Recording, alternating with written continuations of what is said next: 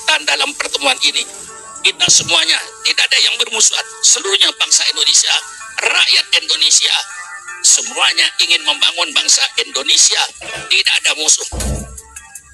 Sekali lagi saya tegaskan, ulama tidak punya musuh. Ulama tidak mencari musuh. Ulama tugasnya amar ma'ruf nahi mungkar, amar ma'ruf nahi mungkar.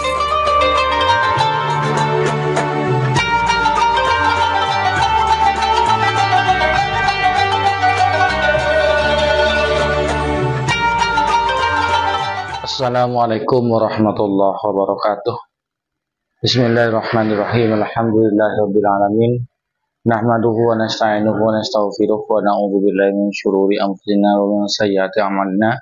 May yahdihillahu fala mudilla lahu wa may yudlil fala hadiyalah. Assalatu wassalamu ala Rasulillah wa ala alihi wa sahbihi wa man tabi'ahu wa mawala amma ba'du. Sahabat cahaya hati yang dirahmati oleh Allah, alhamdulillah di kesempatan kali ini kita jumpa lagi. Mudah-mudahan kita senantiasa mendapatkan lindungan dan rahmat dari Allah, juga mendapatkan hidayahnya, dimudahkan segala urusannya, dilancarkan rezekinya. Amin ya rabbal alamin. Dan kami ucapkan terima kasih kepada para pemirsa, para sahabat yang telah men-subscribe channel kami, mendukung channel kami, jazakumullah khairan. Bagi para pemirsa, para sahabat yang belum atau yang baru menemukan channel kami, ditekan dulu tombol subscribe-nya, nyalakan tanda loncengnya, kemudian tinggalkan komentar di bawah. Assalamualaikum warahmatullahi wabarakatuh. Bismillahirrahmanirrahim. Alhamdulillahirabbil alamin. Wassalatu wassalamu ala asyrafil anbiya'i wal mursalin sayyidina wa habibina wa syafi'ina wa maulana Muhammad wa ala alihi wa ashabihi ajma'in. Subhanaka la ilma lana illa ma 'allamtana innaka antal alimul hakim. La haula wa la quwwata illa billahil aliyil azim. Amma ba'du. Para habaib yang saya muliakan, wabil khusus imam besar kita Al-Mukarram Habib Rizik Syihab, para habaib lainnya dan para alim ulama lainnya yang tidak mungkin saya menyebut satu persatu dengan tidak mengurangi hikmah saya, taklim saya kepada para ulama yang hadir di tempat ini. Alhamdulillah, dengan segala proses yang panjang, akhirnya juga qul ja'al haqqu wa zaqal batil innal batila kana zahuqa. Dengan segala perjalanan yang Habib jalankan, dengan segala ceritanya, insya Allah wa makaru wa makarallah wallahu khairul makirin. Wa yamkuruna wa yamkurullah wallahu khairul makirin. Kita bersyukurlah berada di negara Republik Indonesia ini yang subur, makmur, segala kekayaannya ada. Barangkali kalau saya katakan negara yang terkaya di dunia ini, mengapa tidak? Tanahnya di atas tumbuh-tumbuhan macam-macam apapun saja. Yang tumbuh di Eropa, tumbuh di kita. Yang tumbuh di padang pasir, tumbuh di kita. Segala macam tumbuh-tumbuhannya ada. Kemudian di bawah tanahnya, di perut buminya, apa yang tidak ada? Semua kekayaan ada. Ini tentu Allah membuat kekayaan alam ini untuk bangsa Indonesia. Saya kalau tidak keliru tahun 55, setiap Bung Karno pidato itu saya ikuti, tapi saya bukan orangnya Soekarno, ya. Tapi saya mengikuti segala pidato beliau. Di antaranya yang saya ingat, kalau kekayaan alam ini kita tidak mampu untuk mengelolanya, kata Bung Karno, biarkan saja sebagai harta simpanan yang nanti harus dikelola oleh anak cucu kita sendiri. Lalu kata-kata Bung Karno yang saya ingat, kalau kekayaan alam Indonesia ini diserahkan kepada investor-investor asing, apa yang akan terjadi? Kata Bung Karno, nantinya bangsa Indonesia ini akan menjadi ayam yang mati kelaparan di lumbung padi, akan menjadi itik yang mati kehausan di sungai. Jangan sampai kita menjadi itik yang mati kehausan di sungai. Kita jangan sampai jadi ayam yang mati kelaparan di lumbung padi. Inilah kekayaan kita ini. Alhamdulillah, kita syukuri kepada Allah Subhanahu wa Ta'ala. Alhamdulillah, perjuangan dari perjuangan. Mari kita baca sejarah. Faksusil kososo la'allahum yatafakkarun. Ceritakan oleh engkau Muhammad sejarah dan sejarah. Mengapa ditekankan kepada sejarah? Supaya kita belajar kepada sejarah, sehingga tidak menjadi korban sejarah. Orang yang tidak ingat kepada sejarah nanti pasti akan menjadi korban sejarah. Ingat kepada sejarah. Republik Indonesia ini menurut sejarahnya adanya NKRI ini juga karena para alim ulama. Ketika kita diproklamasikan jam 10 17 Agustus merupakan satu kesatuan, datanglah seorang kolonel Jepang yang saya baca dalam buku riwayatnya, yang mengatasnamakan Indonesia Timur. Kalau 7 kata ini tidak dicabut, Indonesia Timur tidak ikut bergabung, akan pecah menjadi Indonesia Timur dan Indonesia Barat. Padahal jam 10 tadi baru diumumkan kemerdekaan kita. Tanggal 18-nya, waktu itu Bung Hatta mengumpulkan lagi orang-orang ini. Setelah dianalisa, sangat mengkhawatirkan, takut betul-betul terjadi. Maka para ulama lapang dada. 7 kata itu dicabut, diganti dengan ketuhanan yang Maha Esa. Dengan kata-kata Maha Esa itu lebih mahal lagi sebenarnya. Yang aslinya negara Republik Indonesia berdasarkan ketuhanan dengan kewajiban menjalankan syariat Islam bagi pemeluk-pemeluknya. Tidak ada hubungan dengan umat lain itu. Tapi nyatanya mereka tidak setuju. Kalau ini tidak dicabut, maka kami tidak ikut. Akhirnya para ulama dengan lega dicabut 7 kata ini, diganti dengan Maha Esa. Akhirnya berubah. Negara Indonesia berdasarkan ketuhanan yang Maha Esa. Itu sebenarnya mahal. Karena kata-kata Esa itu mesti tunggal. Kalau tidak tunggal, tidak Esa. Rela seandainya para ulama tadi berpegang teguh kepada tanda tangan yang ada, tidak mau dan menolak, maka NKRI ini tidak ada. NKRI tidak ada. Persilakan yang mau menuntut. NKRI itu ada karena para ulama waktu itu lega menghilangkan yang 7 ini dengan diganti dengan Maha Esa. Maka tidak mungkin orang yang membangun itu mau merusak, itu tidak mungkin. Dan saya kira tidak ada ulama oposisi ini, tidak ada. Ulama tidak oposisi. Bagaimana kita akan memusuhi negara? Kita dalam negara semua ulama paham, ati Allah wa ati Rasul wa ulil amri minkum. Kalau istilahnya Kiai Wahab dulu, Nahdlatul Ulama bekerja sama dengan pemerintah yang sah dalam rangka amar ma'ruf nahi mungkar. Lah disinilah pemerintah yang harus mengerti. Kalau ada ulama mengkritikin pemerintah, itu berarti ulama yang senang sama pemerintah, tidak mau cuek, mau dicuekin. Ayo saya tanya, mau dicuekin? Tidak. Kita ini kalau mengoreksi pemerintah berarti kita cinta sama pemerintah, bukan musuhnya. Dalam negara demokrasi misalnya saya berbeda pendapat, panggil oleh pemerintah ke istana, mari bicara satu meja. Apa maunya Pak Sugron, apa maunya Habib Rizik, mari bicara. dimusuhi. Karena yang mengkritik itu mahal itu. Orang yang mengkritik pemerintah, kalau kritikannya betul-betul untuk membangun bangsa ini, itu kritikan yang sangat mahal. Kalau perlu orang yang mengkritik itu dibayar. Ya, siapa itu yang mengkritik itu gaji tiap bulan 10 juta. Supaya terus mengkritik. Ya, karena di partner. Jadi kalau ada rakyat yang berbeda, itu bukan musuh.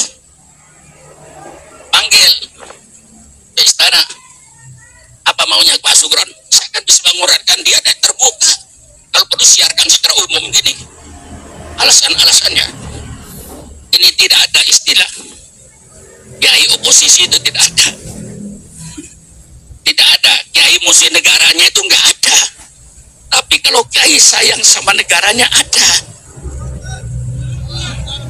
Kiai yang cinta sama negara itu semuanya beda pendapat, bukan dimusuhi, tapi dipanggil, diundang. Jangan dipanggil ya, diundang. Kalau dipanggil kayaknya mau diperiksa gitu loh. Kalau ada ulama yang berbeda dengan pemerintah, bukan dimusuhi, diundang ke istana, suruh bicara dengan terbuka. Ini mestinya dalam negara demokrasi ini. Jangan dianggap yang mengoreksi itu membenci.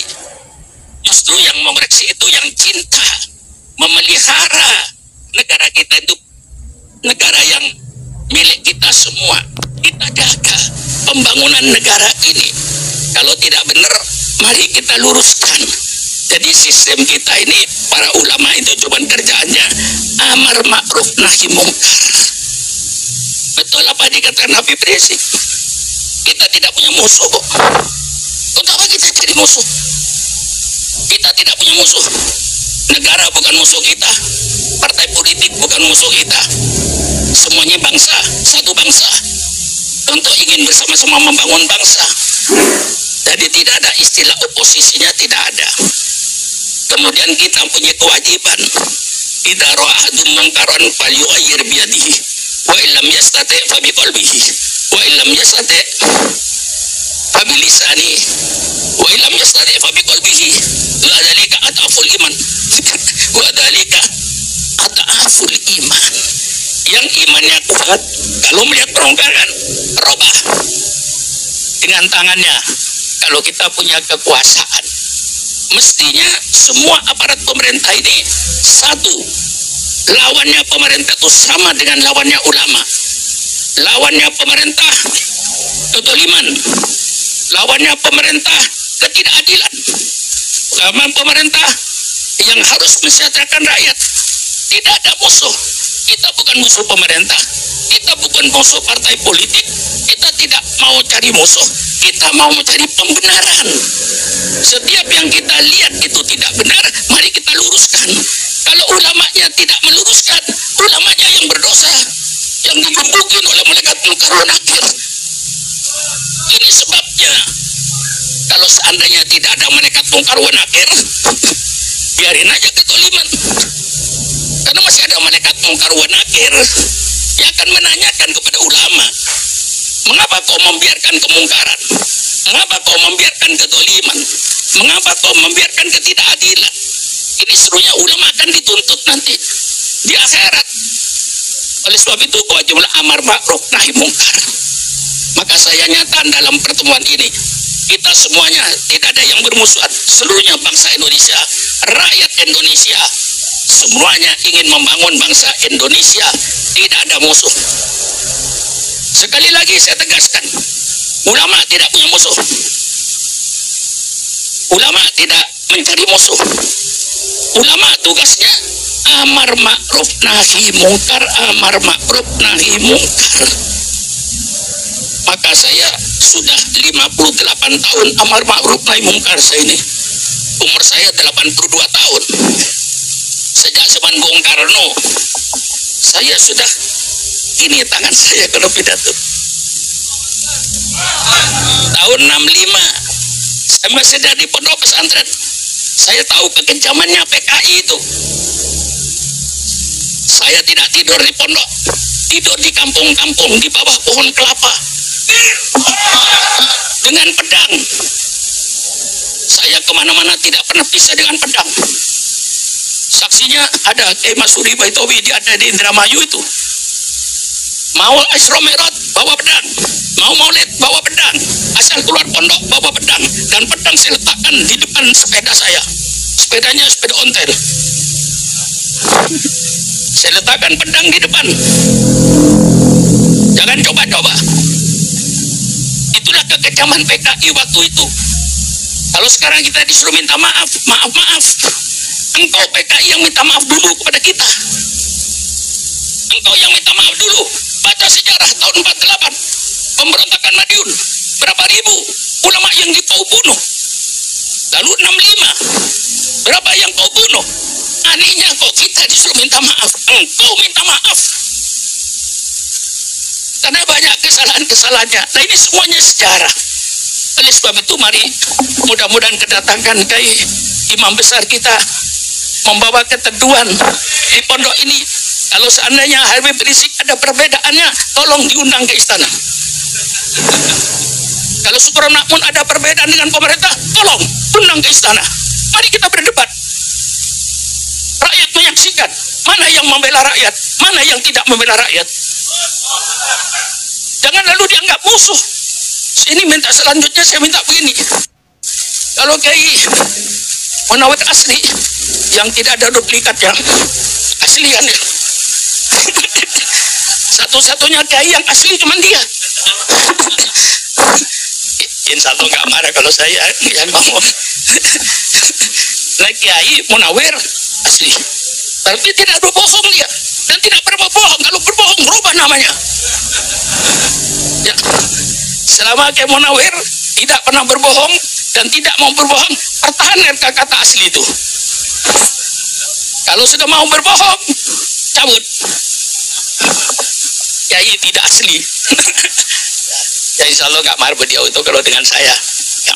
Nah inilah saudara-saudara, supaya kita memahami dalam negara demokrasi ini. Sekali lagi saya tegaskan, yang berbeda pendapat bukan musuh. Itulah kawan yang paling mencintai. Ya. Yang paling cintai negara itu siapa? Orang yang banyak mengoreksi. Tapi lihat koreksiannya benar apa tidak. Kalau koreksiannya benar. Jadi setiap yang berbeda, setelah ini saya menginginkan Syukur Makmun berbeda dengan pemerintah, undang ke istana. Apa maunya Pak Syukur? Masukkan TV semua. Kalau benar apa yang saya usulkan, tolong pemerintah dilaksanakan. Kalau tidak benar, saya dibenarkan. Jadi tidak ada permusuhan itu. Kita dakwakan jalan terus. Ya mengapa? Saya 58 tahun saya hitung berpidato ini. Coba ya. 58 tahun, kawannya cuma ini Pak Kisuri ini. Belum pernah ini lepas dari saya. Selama 58 jam. Dan tidak pernah saya pakai apa namanya, orde baru, orde lama, orde gak pakai orde-ordean. Yang penting Syukur Makmun, amal ma'ruf nahi mungkar, siapapun yang menjabat pemerintah, siapapun presidennya, siapapun menterinya, pasti Syukur Makmun amal ma'ruf nahi mungkar. Tolong kalau yang pemerintah kurang setuju, undang saya. Dan pernah saya diundang kok. Cuman sekali. Saya kemukakan tentang tulis agama Habib Rizik. Di laptop dia sudah ada. Dan dia ketik. Kebetulan saya berhadapan-hadapan dengan Pak Jokowi. Tentang toleransi antar umat. Saya tulis. Ke Tuhan Yang Maha Esa. Mari kita laksanakan dengan sebaik-baiknya. Toleransi antar umat beragama itu kita tegakkan. Tapi sebatas mana toleransi ini? Toleransi bukan pemurtatan. Toleransi bukan pemurtatan. Tapi toleransi itu saling hormat menghormati, saling harga menghargai. Cukup umat Islam dalam toleransinya, jangan mengganggu mereka yang mau beribadah. Cukup. Itu saja. Orang Kristen mau ke gereja persilakan. Orang Hindu mau ke persilakan. Kita cukup tidak mengganggu dan menghormati mereka. Sampai di situ. Kalau di kita dipaksa untuk membenarkan semua agama, itu berarti pemurtatan. perbedaan. Kita tetap bagaimanapun toleransinya, inna dina indallahil Islam. Sesungguhnya agama yang diridhoi oleh hanya agama.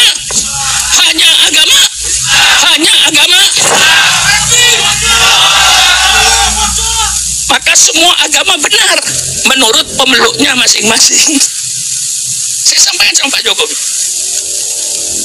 semua agama benar menurut pemeluknya masing-masing. Nah, lalu saling hormat menghormati, saling harga menghargai. Jangan menegakkan agama kepada orang yang sudah memeluk agama tertentu, karena itu sangat menyedot perasaan. Jangan tersinggung dengan ajaran agama lain selama tertulis dalam kitab sucinya masing-masing. Saling menjaga perasaan.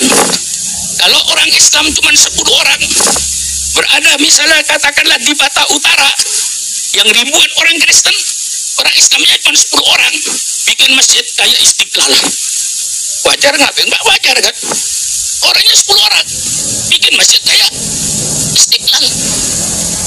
Oh, juga saya minta kepada kaum Kristen, kalau kau berada di tengah-tengah umat Islam puluhan ribu, engkau cuma 10 orang, tolong jangan bikin gereja, gabung saja gereja yang ada.